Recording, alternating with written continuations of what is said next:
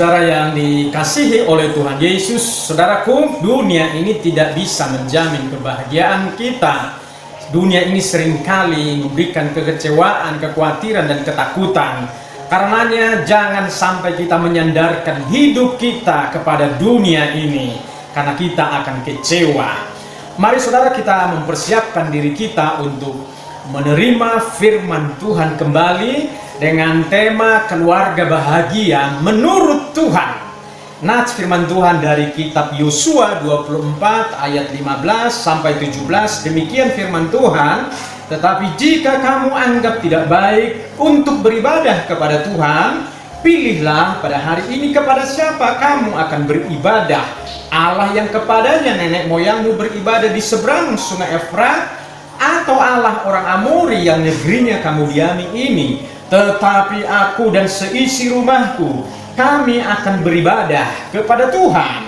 Lalu bangsa itu menjawab, jauhlah daripada kami meninggalkan Tuhan untuk beribadah kepada Allah lain. Sebab Tuhan Allah kita, dialah yang telah menuntun kita dan nenek moyang kita dari tanah Mesir, dari rumah perbudakan, dan yang telah melakukan tanda-tanda mujizat yang besar ini di depan mata kita sendiri, dan yang telah melindungi kita sepanjang jalan yang kita tempuh dan di antara semua bangsa yang kita lalui. Puji Tuhan. Saudaraku, ada satu kisah. Di satu daerah ada seorang bapak tua yang bijaksana atau yang berhikmat. Karena hikmat, bapak tua ini menjadi terkenal di daerahnya, bahkan di daerah yang lain. Lalu seorang pemuda ingin mengetes bapak tua yang berhikmat ini dengan mengambil seekor burung di tangannya. Di hadapan bapak tua ini, si pemuda ini memegang burung tersebut di belakang punggungnya sambil bertanya kepada bapak tua ini. Dia berkata, apakah burung yang di tangan saya, yang saya taruh di belakang saya ini hidup atau mati? Di dalam hati pemuda ini berkata, andai kata burung ini dikatakan oleh si bapak tua ini hidup, maka saya akan membunuh, mencekik leher burung ini. Tetapi andai kata si bapak ini berkata mati, maka saya akan membiarkan burung ini hidup. Saudaraku, si bapak tua yang bijaksana ini kemudian menjawab dengan lembut si pemuda tersebut, mati dan hidup burung itu ada di tangan Anda. Andalah yang menentukan burung itu mati atau hidup. Lalu kemudian si pemuda ini tertegun dan mengakui hikmat si bapak tua ini. Demikian kisahnya, saudara-saudara.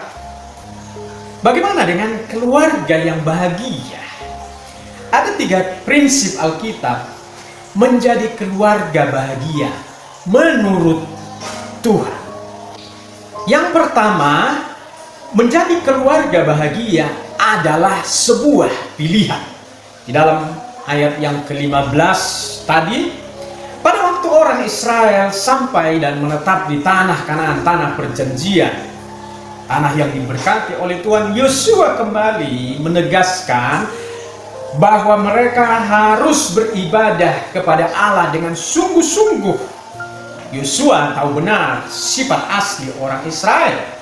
Saat mereka diberkati dan merasa nyaman, mereka pasti akan melupakan Tuhan dan beralih menyembah Allah lain. Itulah sebabnya Yosua memberikan pilihan. Apakah mereka beribadah kepada Allah yang benar atau beribadah kepada Allah orang Amori? Tetapi Yosua memberikan pernyataan bahwa dia dan seisi rumahnya memilih untuk beribadah kepada Allah yang benar. Yosua memilih untuk keluarganya hidup bahagia bersama dengan Allah di tanah perjanjian yang berlimpah susu dan madunya itu. Saudaraku, ada satu pepatah mengatakan demikian. Mereka yang terus-menerus mencari kebahagiaan tidak akan pernah menemukannya, karena kebahagiaan tidak dicari, melainkan diciptakan. Ketika seseorang mencari harta, tidak dengan sendirinya dia akan bahagia. Saat seseorang mencari popularitas, tidak secara otomatis dia akan bahagia. Harta dan perkara dunia ini tidak dapat menjamin kebahagiaan kita. Tetapi harta dan perkara dunia ini itu hanya alat atau sarana untuk menunjang perjalanan kehidupan kita di dunia ini. Itu pun kalau kita pergunakan dengan baik. Sebab banyak orang ketika sudah memiliki harta yang banyak, keluarga mereka menjadi berantakan. Suami atau istri tidak lagi menjadi setia. Saudaraku, kebahagiaan tidak datang dengan sendirinya, tidak terjadi secara alami, tetapi kebahagiaan adalah sesuatu yang kita upayakan. Menjadi keluarga bahagia merupakan pilihan kita masing-masing. Suami dan istrilah yang memilih mereka mau bahagia atau tidak. Mereka lah yang membuat konsep atau yang men-setting seperti apa keluarga mereka. Orang lain tidak bisa menciptakan kebahagiaan keluarga kita, termasuk orang tua kita sendiri. Sebab faktanya, ketika orang tua banyak terlibat di dalam sebuah keluarga anaknya, justru keluarga anaknya tidak pernah harmonis dan bahagia. Keluarga itu sendirilah yang menciptakan dan mengupayakan seperti apa keluarga mereka yang akan mereka arungi bersama ke depannya. Saudaraku, ada sebuah kisah nyata. Ada dua anak laki-laki yang dibesarkan di dalam sebuah keluarga yang kurang harmonis. Ayahnya adalah seorang ayah yang tidak baik, yang seringkali mabuk, dan ketika mabuk, ayahnya seringkali memukul ibunya dan memukul mereka berdua tanpa sebab. Dan masih banyak kejahatan-kejahatan yang lain yang dia lakukan bagi keluarganya. Nah, pada waktu kedua anaknya ini berkeluarga, yang satu hidup persis seperti ayah mereka, tetapi yang satu lagi memilih untuk tidak mau seperti kelakuan ayah mereka. Yang satu memilih hidup seperti bapaknya, dan yang satu memilih tidak mau seperti ayahnya. Saudaraku, itu adalah pilihan kedua orang itu. Saudaraku, kita mau bahagia, itu ada di tangan kita, ada di dalam pilihan kita, karena kebahagiaan itu adalah sesuatu yang diciptakan dan diupayakan. Kemudian yang kedua, prinsip Alkitab bagaimana menjadi keluarga yang bahagia menurut Allah. Yang kedua, keluarga bahagia adalah keluarga yang beribadah. Aku dan seisi keluargaku, kami akan beribadah kepada Allah yang benar, kata Yosua. Saudaraku, istilah beribadah harus dipahami dalam dua pengertian. Pengertian yang pertama adalah liturgi dalam bahasa Yunani, yaitu berbicara mengenai kegiatan atau tata cara atau acara keagamaan. Artinya setiap orang percaya, mereka pergi ke gereja dan mengikuti seluruh rangkaian kebaktian. Ini adalah ibadah dalam pengertian liturgi.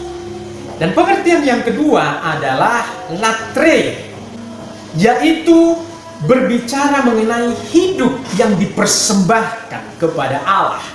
Artinya, kehidupan dan perilaku orang percaya harus mencerminkan kebenaran Allah, harus mencerminkan kehidupan Kristus dalam keseharian, dimanapun dan kapanpun. Setiap orang percaya keduanya harus dilakukan. Ada orang Kristen yang tidak pernah ke gereja dan mengatakan demikian, yang penting kita melakukan ajaran Yesus, tidak berbuat jahat, tidak mencelakai dan merugikan orang lain. Sementara ada orang Kristen yang rajin, bahkan sangat rajin ke gereja, tapi tidak melakukan firman Tuhan. Saudara, kedua-duanya juga salah. Yang benar adalah kita beribadah bersama dengan seluruh keluarga kita ke gereja, melakukan aktivitas, melakukan dan mengikuti rangkaian ibadah.